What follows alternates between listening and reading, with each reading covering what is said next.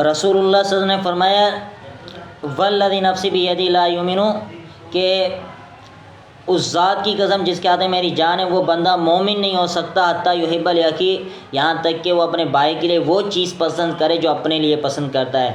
بخاری مسلم کی روایت ہے۔ حقیقت یہ ہے کہ ہم میں سے ہر شخص اپنے لیے تو اچھی چیز پسند کر رہا ہوتا ہے، لیکن اپنے بھائی کے لیے جو کمتر چیز ہوتی ہے، جو گھٹیا چیز ہوتی ہے، وہ چیز جو ہے پسند کر رہا ہوتا ہے۔ یا پڑوسی کو کوئی چیز دیتا ہے تو بچ جاتی ہے، تو پھر وہ پڑوسی کو کوئی چیز دے رہا ہوتا ہے۔ حالانکہ جو اپنے لیے پسند کرتا ہے اسی میں سے اپنے پڑوسی کا یا اپنے ہمسائے کا یا اپنے دوست کا خیال رکھے۔ اسی طرح اللہ کے رسول صلی اللہ علیہ وسلم نے فرمایا، 3 مرتبہ قسم کھا کے فرمایا واللہ لا یؤمن، اس ذات کی قسم، اللہ کی قسم، وہ شخص مومن نہیں ہو سکتا۔ 3 مرتبہ قسم کھائی، اللہ کی قسم وہ مومن نہیں ہو سکتا، اللہ کی قسم وہ مومن نہیں ہو سکتا۔ قیل من یا رسول اللہ، کہا گیا اللہ کے رسول کو، کون اللہ کے رسول؟ فرمایا الذی، وہ شخص لا یؤمن جارو بوائے کو، جس کی تکلیف ہو تو اس کا پڑوسی محفوظ نہیں ہے۔ یہ بخاری مسلم کی روایت ہے۔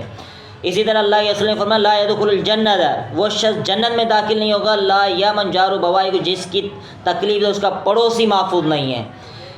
اسی طرح اللہ کے رسول نے فرمایا ہمیشہ جبرائیل علیہ السلام مجھے وصیت کرتا رہا پڑوسی کے بارے میں، یہاں تک کہ میں نے یہ گمان کیا کہ پڑوسی بھی جو ہے وہ وراثت کے اندر حصے دار نہ ہو جائے، وہ بھی وراثت کے اندر حصے دار نہ ہو جائے۔ یہ ساری روایت بخاری اور مسلم کے اندر روایتیں موجود ہیں۔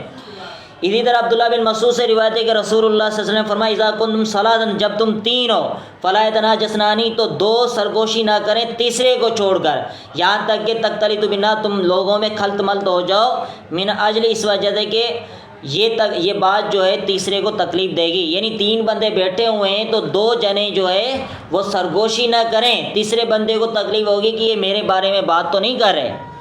اسی طرح اللہ کے رسول صلی اللہ علیہ وسلم نے فرمایا، یہ مسلم کی روایت ہے، دین و نصیحت، دین خیر خواہی کا نام ہے۔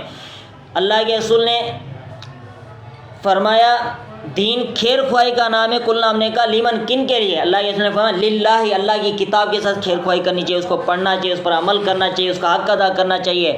ہاں، اللہ کی کتاب للہ، اللہ کے لیے، یعنی اللہ کے احکام کی پابندی کرنی چاہیے، اللہ کی کتاب کی پابندی کرنی چاہیے، ولی رسولی، اس کے رسول کے ساتھ خیر خواہی کرنی چاہیے، ولی ائمۃ المسلمین، اور مسلمانوں کے ائمہ حکمران کے ساتھ خیر خواہی کرنی چاہیے، وعامتہم، تمام مسلمانوں کے ساتھ اچھا برتاؤ، خیر خواہی کرنی چاہیے۔